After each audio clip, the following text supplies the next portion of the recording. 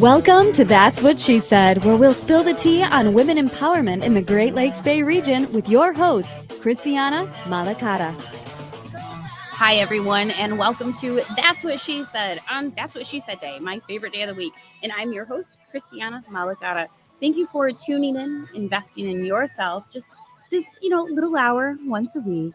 You really are. You really are. It's kind of like a workout, right? Which we should all be doing. But this is a workout for your body, for your inners, your inner souls, all those pieces that keep you going throughout your week. It gets you motivated, your brain's sparking, your heart beating, the blood pumping, and just an uplifting conversation, right? There's enough out there. There's enough negativity out there. There's enough, rough edges in those people that just we rub against all week long, where it's just like, ugh, all right, what's next? I need something to soothe me. I need something to get me excited, to replenish my cup. And that's exactly what we're doing every week. And That's What She Said with myself, Christiana Malacara. So the ways that you can tune in, I'm gonna read through this list. WSGW, obviously 100.5 and 790 AM twice a week on the weekends. Saturday at 8 a.m. and then again on Sunday is the same show at 6 p.m. You can also find us live on Thursdays on social media at 1:30. And then on anywhere you get your podcast. So that can be Spotify, Apple, and Audible. Just search That's What She Said with Christiana Malacara. So I wanted to touch on the topic a little bit today of love. All right. Let's talk about love.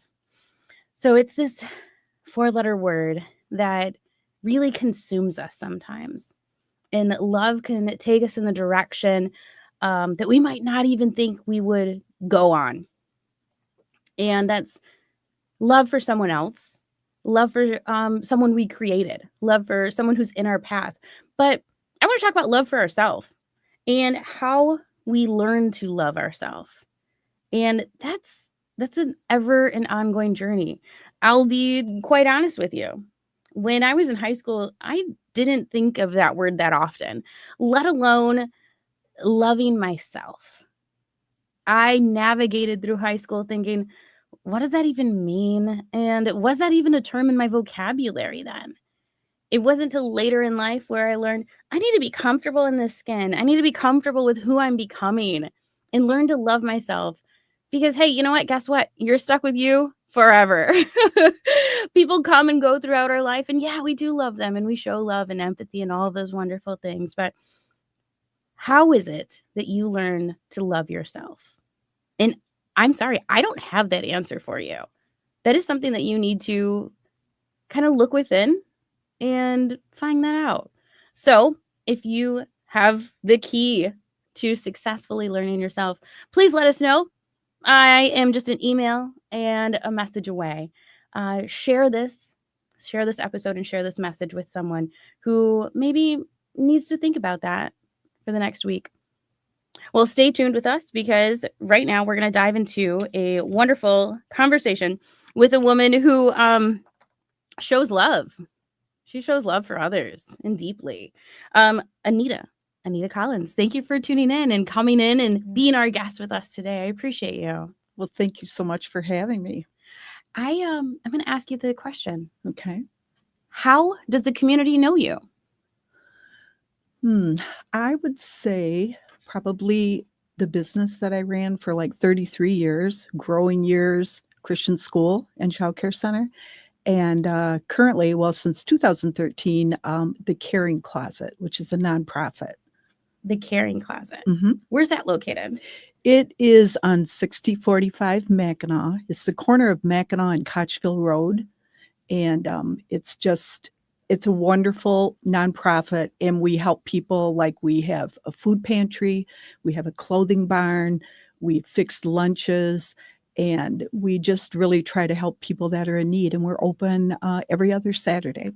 Wow. Yeah. That's okay. So you had an entire business for 30 years. Mm-hmm. Just to open a nonprofit later. Yes. It's a story. Okay. And we're going to get into it. Okay. But let's start out with, you opened a daycare? Yeah. Okay. Well, I call it a preschool. A preschool. Okay. Sometimes I don't like the connotations around daycare. Oh, So it's okay. an early learning center. An early So, learning yes, center. yes. And can you tell us a little bit about how that journey started out? Well, let's see. Back in 1987, I had gone through a divorce, and my children were all little, and I was a teacher, but I didn't have a teaching job at that particular time. I was staying home with my children. So I knew I had to do something. And it was at a time when there really weren't a lot of teaching jobs available. And right now there are all kinds of them, but back then it was just one of those periods. So, and besides, I didn't know that I wanted to work full time and just be away from my youngest one, especially all the time. So one day I was with my kids and we were at the neighborhood pool and we were just all swimming, and we all pack our lunch and go there. It was very fun. And then at one point, one of the mothers got up, and I didn't know her very well. And she said, well, I have to go set up my preschool. And I said, oh, your preschool? And she goes, yeah, it's over in such and such church. And I said, so you started this yourself? And she said, yeah. And I said, what ages are these kids? Well, they're 3 and 4, some 2-year-olds.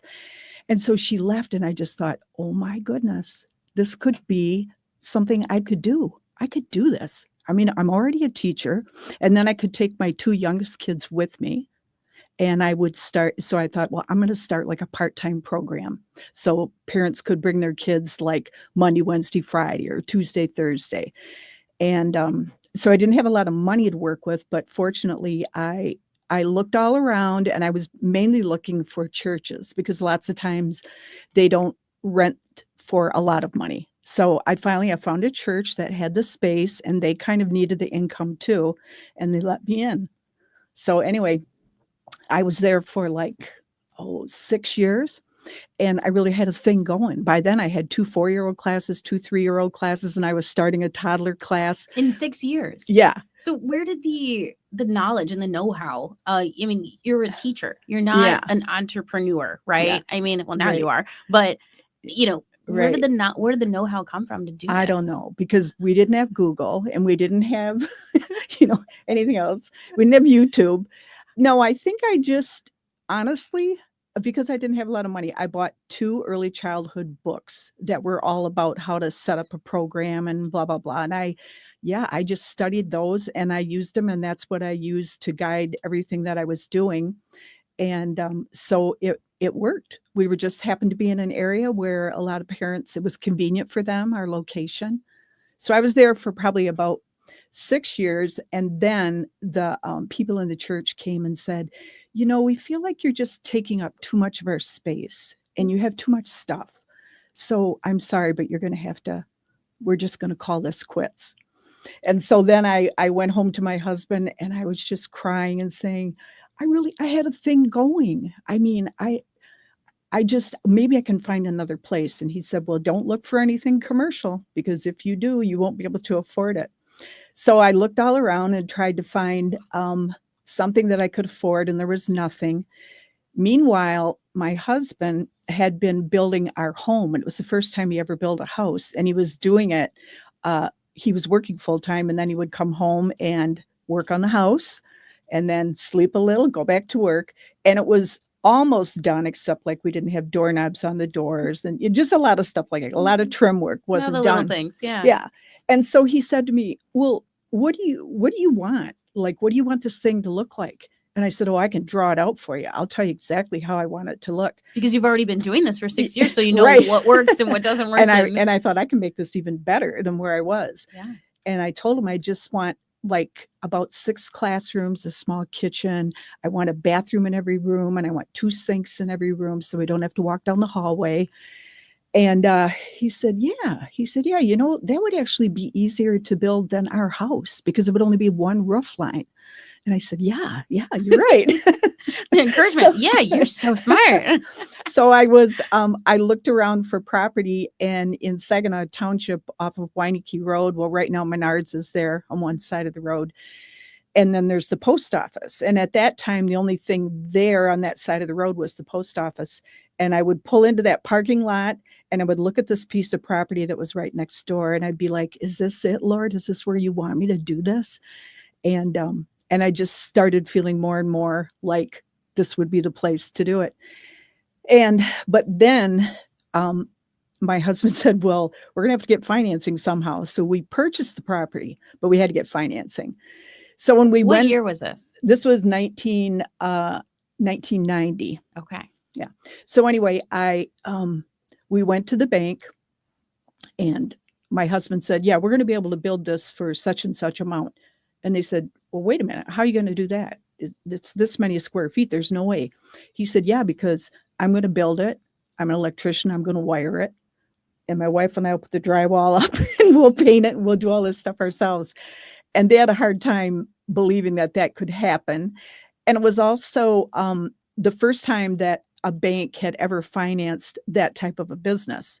And it was being run by a woman, which was a little bit, maybe risky in their eyes. I don't know. Interesting. I know. But there was one woman on this committee that was making the decision. And whenever they would come up with reasons why it might not work out, she'd go, no.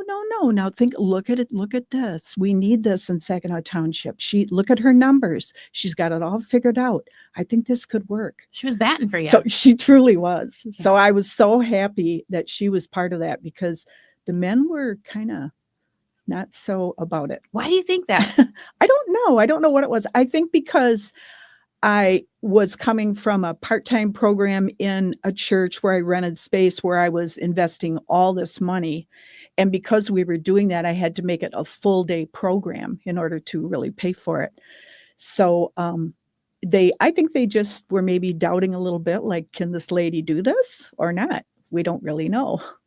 So. And you had you still are in business. It is still a functioning business. Yes, it is. And you ran this business for 30 years. Yeah, 33 years, 33. Actually. Yeah, and then my daughter, it was handed down to her in 2020. So that was really a great thing. I mean, the fact that she even wanted to do it was just amazing to me. Wow. Yeah. Wow. So. I'm floored already. And we're just a few minutes in. So let's kind of start. Let's backtrack a little bit. Okay. When the church was like, hey, Anita, you're too big. We got to get you out of here. Yes. How did that make you feel? Well, I was really disappointed because I tried so hard to follow all their rules. I mean, my kids would come every weekend and we had to move all of our equipment into these closets and get them out of the way. So I felt like I was really trying to do everything I could to be a good person that was leasing their building. And I was just so disappointed. But when things like that happen, it's just like at the time I was just crushed. But then look what came out of it. Yeah. I probably, who knows if I ever would have tried to do it myself, like build a building and everything. Those blessings in disguise. Exactly. Right? Exactly. It really does, when one door opens another, or one door closes, another one opens, right? Very often. Yes. We don't see that right off the bat though. No. I'm trying to live through that moment. And I would go home and I'd cry and like, oh, I cried. I built this and it's gone. Yeah. But now you've built something else and you're able to pass that along. Right. So, okay, now let's move forward through this timeline a little bit. Uh-huh. You're at the bank with your husband and he's like, hey, we're putting up drywall, babe, me and you. Were you on board with that idea of like, I'm hammering nails, I'm all in? Oh, totally. Yeah. I grew up with 5 brothers. I have my own set of power tools. I know how to do this stuff. And so it was like, to me, it was like such a huge challenge. I mean, I was so excited once we got the financing. But it was kind of half and half. I was like 50%. Oh, I just can't wait. Mm-hmm. I can't wait to see how this turns out. And then of course the other half was like, wow, this is a lot of money to invest. And what if it doesn't work out like a lot of small businesses don't? Mm-hmm. So it was pretty risky, but I think I was more excited than anything else. Yeah. Yes. I thought we can do this. We can do this. We can do it. And then it took, so it was just you and your husband building this. Yes. Wow. Yeah. That is family business as you get. Yeah. Yeah. Yeah. So the woman who was on this finance committee that was like, nah, this lady's on to something. Yeah. Yeah. Did you ever stay in contact with her? Yes. She actually came in one day after the building, not too long after it was built and we were up and running. And she came in and I told her how thankful I was that she was being supportive of me in front of the other men, on the committee, and that it just meant so much to me. I mean, it really did, for a lot of reasons.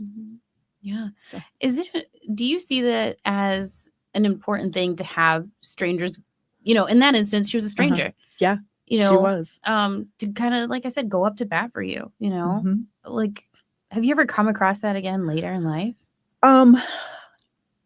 Are you that person sometimes, I hope I am. I hope I do that for other people, especially whenever you've had any level of what you would call success for yourself. It's so good to be able to see ways where maybe you can encourage somebody else. Like at Growing Years, we always have like 45 to 50 employees. And they're all women, and a lot of them are young college girls, and a lot of them are going into education. So it's a really great hands-on experience for them, and it helps them a lot. And like there were scholarships available through the state of Michigan that I was able to get for them, and which would pay their tuition at either Delta or Saginaw Valley. So that was one way that I felt like, okay, I'm just going to give back to these girls because they want to be teachers, and that's a good thing. Yeah. So, yeah. Did you ever regret not going back into teaching? no, because what actually happened is when I was at Growing Years, probably, okay, well, anyway, I was 56. I remember that. A good friend of mine who has a PhD, and she teaches at Saginaw Valley University, early childhood and elementary education.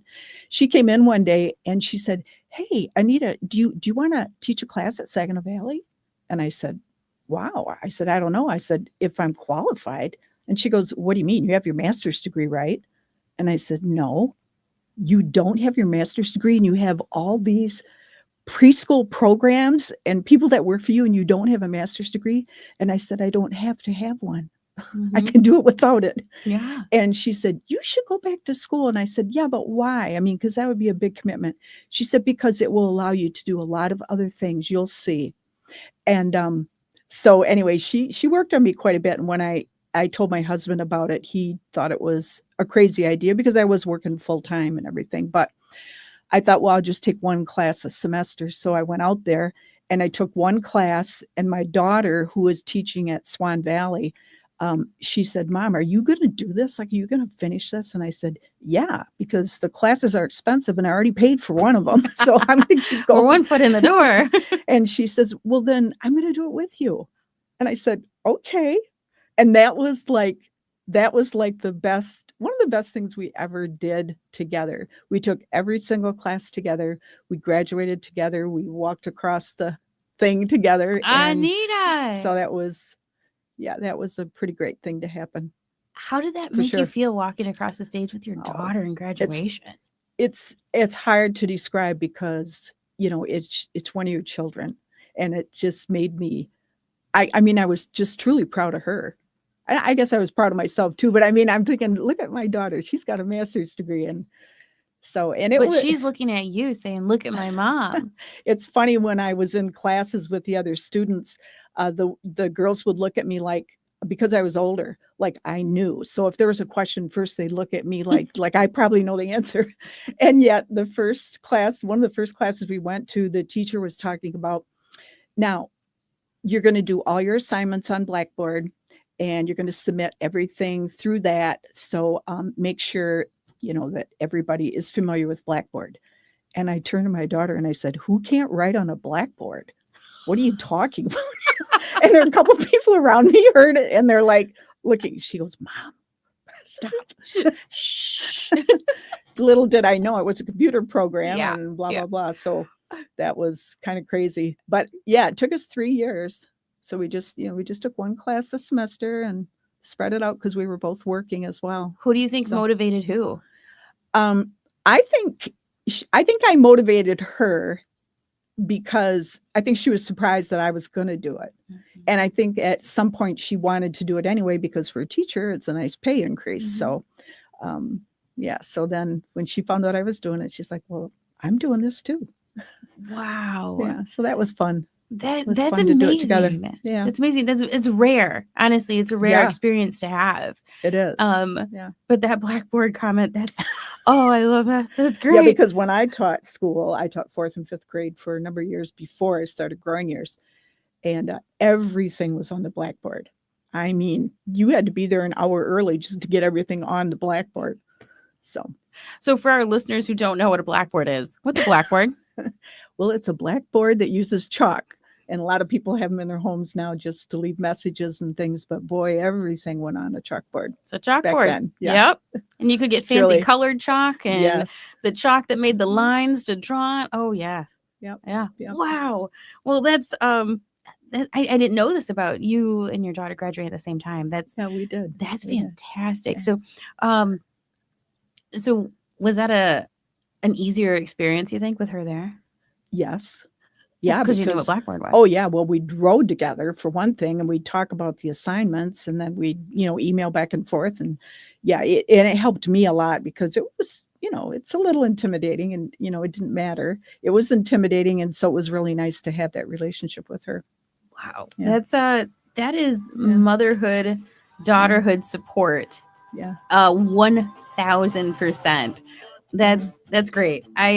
So we have Anita Collins with us, and she was just telling us a really great story in how she started her business. But we're gonna come back, so stay tuned. We're gonna come back and we're gonna dive into Anita and kind of talk a little bit more about what makes her tick and what's going on now and what's next. So stay tuned to That's What She Said.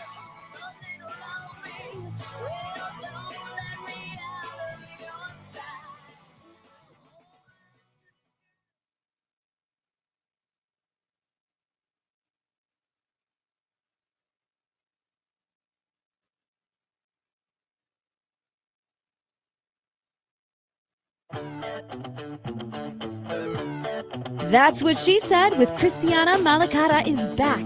Now let's spill the tea. All right. So for those who are just tuning in, thank you. Thank you for coming into That's What She Said with me, Christiana Malacara. And we have a absolutely wonderful guest with us who just had me laughing. She's a powerhouse of entrepreneurship and just that conditioning love to the next generation that started at a young age, teaching at a young age. So, but you're and we have Anita Collins, who is professionally a teacher, became an entrepreneur, and is now contributing back into the community and pouring in a different way. So, Anita, can you tell us a little bit about what you're doing now?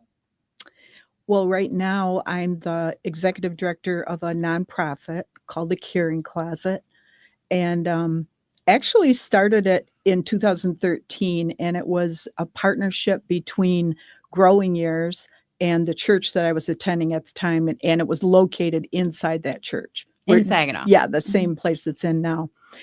But it was a matter of after Growing Years, we started in 1991, and then in 2000 we added on to the back part of the building. So then we ended up with 10 classrooms, and like a few years into it, I just thought, you know what, Lord, I am just so thankful, because how many businesses can stay up and running and do well? And I was able to provide employment for a lot of young people. And so I was talking to a couple of the girls that have been with me a long time, and I said, you know what could we do to like just give back to the community out of Growing Years? I said, why don't we do ask these parents to bring clothes that their kids don't wear anymore, and we'll just have a room and we'll put them all in there, and then people can come in and get what they need. And kids grow so fast. Yes, too. right, Yeah. right. And these ladies are saying, no, Anita, we can't do that. I said, because for one thing, you don't really have a room to do it. You have the school age room during the day before they come after school, but then all these clothes will be in the way. You just can't do it. And besides, licensing wouldn't let you, which was probably true. so I kind of forgot about that idea. But then the church I was attending, they were trying to do outreach type things, like they go help at Underground Railroad, and we'd go to Old Town and Emmaus House, all these different places, and then we'd help out for a few weeks or something. So one Sunday we got together, and the pastor saying, okay, where are we going to go next? Who do we want to help? Anybody have any ideas? And nobody said anything. And so then I raised my hand and I said, why don't we start our own ministry right here in this church? I said, because think about it. We're in this church. I mean, this church, it's a beautiful building. It's built in 1995, but I said, we're only here 1 hour a week and it just sits empty. Yeah. And I said, well, what do you mean? What could we do? And I said, why don't we just do something easy to start with, like a clothing ministry? So that's what we did. And Growing Years helped pay for the circle racks and all the stuff that we needed. And the church was pretty excited about it. We not a big congregation, but everybody kind of got involved with it. And it just went really well. I mean, the first day we were open, I just couldn't believe it. I saw that line of people out there and I just started crying. I went, oh my gosh, it's like, if you build it, they will come. Yeah. That's how it felt to me. Twice. This is the second time that you've literally built it and they showed up. Yeah. So it was just so great to see that we could actually help these people, because that's why they were there. And we don't ask questions. They just, if you're in need, you come. We don't check anything. So we did that. That was 2013. Then in 2016, we were finding that the real need for people is food. So we decided to write some grants, and we did, and we were able to build a 1,300 square foot pole barn. And so we moved all our clothing into the pole barn, and that became that. And then in the gym, and we had a commercial kitchen as well. We built shelves, and we started getting food wherever we could get it. But it's hard to get, because you can get free food from like Hidden Harvest, and we go to the Target store. But when you run out of food, a lot of people think you get more food from the food bank. Well, you can, but you have to pay for it by the pound. Yeah. So this is a big endeavor. Yeah. This is a big process. Yeah. And so you've duplicated your entrepreneurship skills, and now this is going and diving into the a nonprofit sector. Yeah. Which is different.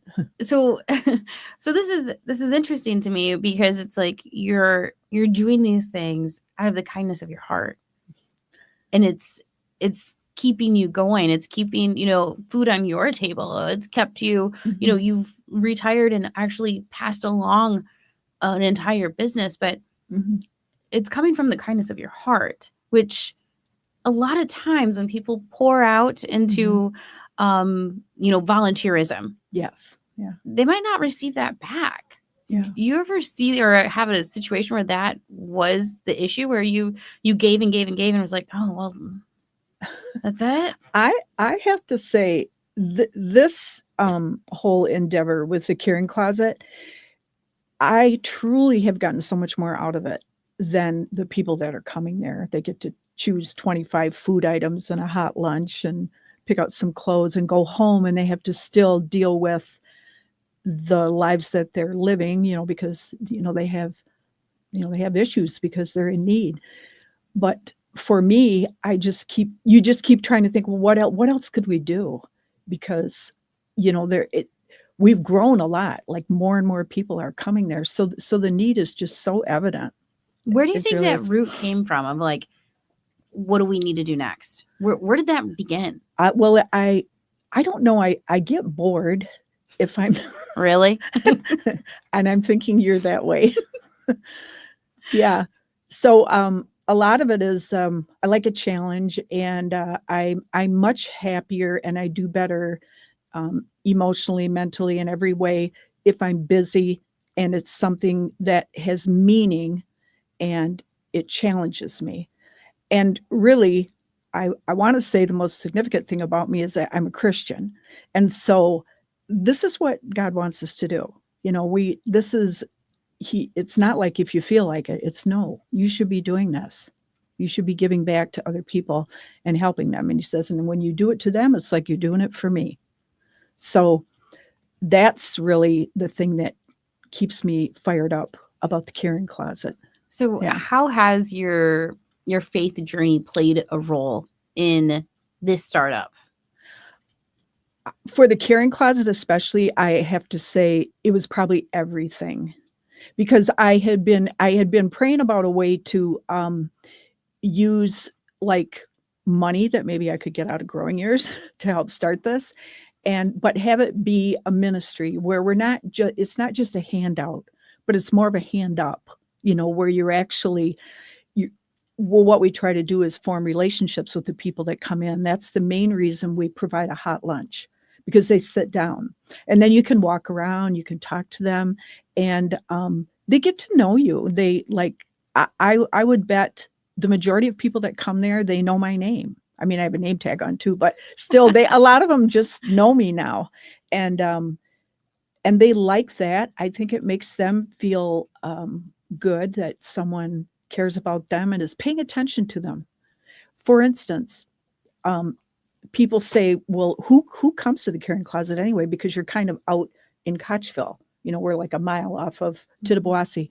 And I said, they come from everywhere. They come from the city, the township, Bay City, Carlton. They come from everywhere. And one of the programs that I just found out about like a year ago, I think the federal government gave them a fancy name. We just call them senior boxes of food. And so when a senior comes in, if they're at least 60 years old and basically living on Social Security, and they fill out a form, and then I send them to the food bank. Mm-hmm. And right now we have 151 people signed up. Whoa. So when they come. So there was a need. Oh, gosh. There was a need, and this need's growing. What surprised me is how many people that come to the caring closet are senior citizens. And when I look at their applications and I see, oh, you live on $1,100 a month? I hope you own your home or own your car. I don't even know how they get by. I really don't. It is scary. Yeah, it's scary. It is. And that you being that beacon of hope, even if it's just, on every other Saturday, and providing that. And the power of breaking bread. I'm learning this myself, the power of breaking bread with someone who necessarily you would have never crossed paths with exactly in life. And you're learning so much from each other, even that other person that's come to you for needs. Yeah. And you're learning so much. But I cannot go on without saying you have this glowing effect of leadership. Well, thank you. It's just, I said beacon because I'm a very visual person, and I'm picturing like a literal lighthouse of just leadership. Where did this begin? Where does this fuel from? Where did leadership begin in your life? I don't really know. I don't know. I know I'm not afraid to try things. So in fact, that gets me pumped. If I'm trying something that, this is going to be kind of hard, but I bet I can do it. I like challenges, I guess. And then you just have to get over the fear part, because you have to count the cost, obviously, no matter what you're trying to do. How do you get over the feeling of fear when you're trying something new? I don't always. There's a woman I heard one time say, well, if you're afraid when you have to do something, just do it afraid. In other words, you might not ever, like today when I came here, I was kind of afraid to come here because I'd never done anything like this before. And then I thought, okay, well, I'm just going to do it afraid. I think that's a great piece of advice. Good. So when you fail, because I'm sure we've failed along the way. Yeah. How do you move through that? I don't know. That's where I think trust, like I trust in the Lord, and I trust that He is guiding my life. It's a matter of my understanding what it is He wants me to do and what direction He wants me to go. And if I'm being faithful about that, then I don't really have to worry, because in other words, nothing's ever going to happen to you that wasn't supposed to happen. And so you just have to trust that. And it's kind of the spice of life when you think about it. Trust. Yeah. And leaps of faith. Yeah. So that's the recipe, ladies and gentlemen, the spice of life right there. So failure, when you're in the midst of failure, who is it that you personally lean on? My husband and my kids. Yeah. And How many kids do you got? 3. Yeah. I bet you're proud of them. I truly am. And I just want to say something about Matt, my son Matthew. Sure. Just because he was your teacher. He was. Well, when I was running Growing Years, kids, sometimes, they need a lot of direction. So I was saying to Matt at one time, I said, you know what? These kids, I mean, we do Christian Bible lessons with them, but I said, let's get more specific about it. Like, let's pick some character traits. And so kids learn what they mean and talk about how, that can play out in their lives, on a personal level. And I said, so here's the 9 character traits. And I just made a list. And I said, so why don't you write the stories? Because he is a writer. He is. So he wrote a book for each one of the character traits, and he made up a family of rabbits called the Petal's Foots. And we used them at Growing Years for like about 3 years. And then a friend of mine came in the school one day and he goes, Anita, look at this federal grant for character education materials. And I said, really? And I said, but I've never written a grant before. That was the first one I had ever written. And he said, yeah, this is like Petal's Foot stuff right here. And I said, well, let me look at it. So I showed it to my kids and they're like, well, what would we do, Mom? And I said, well, Matt, you would write more books. And Lisa, you and I, we can write the curriculum. Lisa is the one who went through the master's program. Yeah, with you. Okay. Yeah, right. Okay. I said, we'll write the curriculum.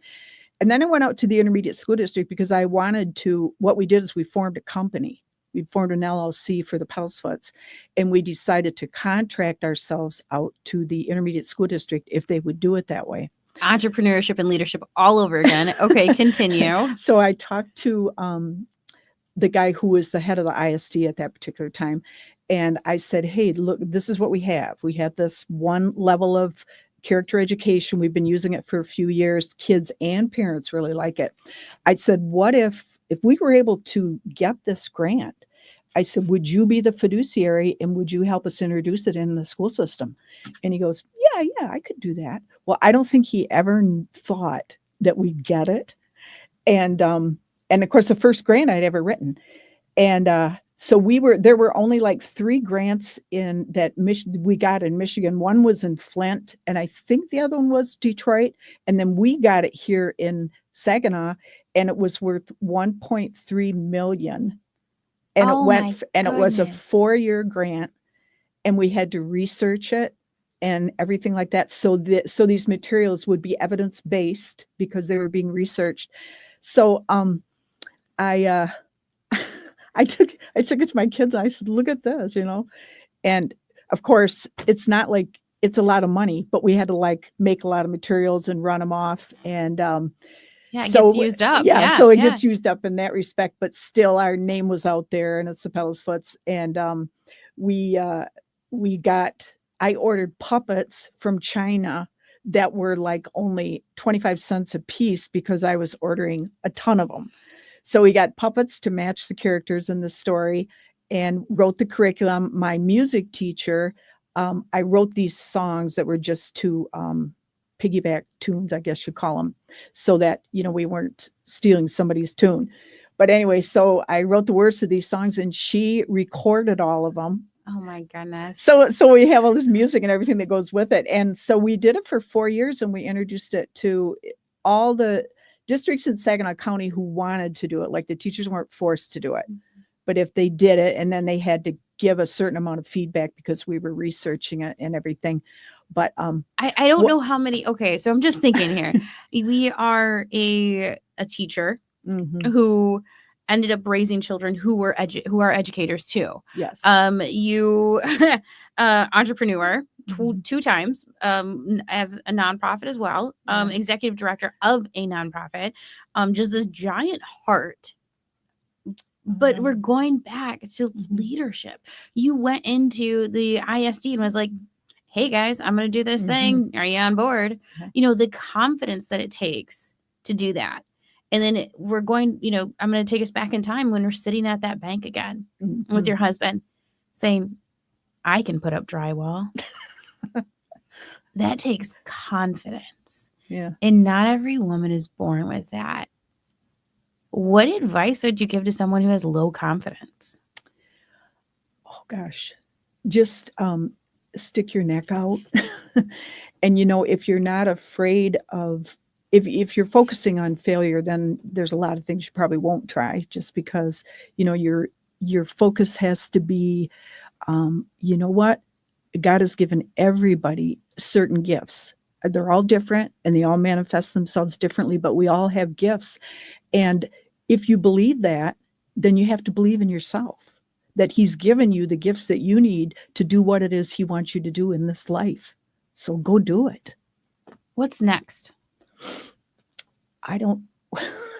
Well, I just had a conversation with Kochville Township this morning because of course we want to build I want to write a grant to build another pole barn, because our clothing part of it and household items is, people bring us wonderful donations like all the time. And he was saying, well, I don't know, Anita, we see all these cars. You have so many cars when you're open and they're parked up on the road. And I said, I know, we need a bigger parking lot.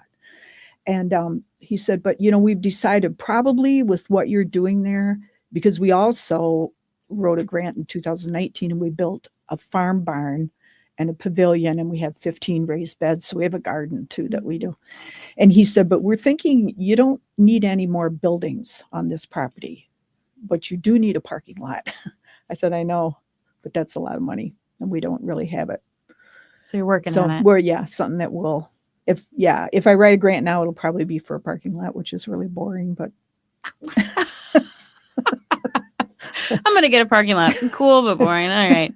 No. So, let's kind of hone in on this. So we have, just in our last couple of minutes, I'm going to review. We have, Anita Collins, who just spent the last hour of time talking to us about, navigating through life with faith and through leadership and, that whole, well, why not? Let's try it theory. Mm-hmm. Is that safe to say? Yeah. Yeah, I would say yes. So who's Ask my husband. I was going to say, he says, you don't have to climb a mountain every day. I said, well, I don't do it every day. I take Sunday off. Yeah, because we're both supposed to be retired, but oh well. Supposed to be. Yeah. I keep learning this. So, who's your biggest cheerleader? I don't know who that would be. Probably my husband. He does, he tells me when he's proud of me. So I would say probably him. And then the women that I'm with a group of women right now that help at the caring closet, and we build each other up. So we talk about what we need and then how we're going to get there. And so we keep everybody kind of pumped up about, this is a ministry. This is a growing ministry. This is not just, we're not like here and we're done. No, we might need to grow it. It's growing years. So, right. Back to growing years. Yeah. So in the last 60 seconds here, Anita, can you pass along a piece of advice to a woman of the Great Lakes Bay region? Oh gosh. I'll tell you, I'm 74. So life goes by so fast, and there are so many different ways you can plug yourself into a successful business, or just helping other people. There are so many nonprofits and organizations in Saginaw that need good people on their boards to help. And I guess don't minimize what you can do. Don't ever minimize what you have going for yourself. You know what I mean? Because you might be minimizing it yourself, but you don't know, but other people might be recognizing things in you that you don't even really see, but they're there. So utilize it. That's perfect advice. Don't minimize yourself. Yeah. Be bigger than the dream. I love it. Yeah. Thank you so much for coming on to That's What She Said, Anita. And for those who are listening, that was Anita Collins, and That's What She Said.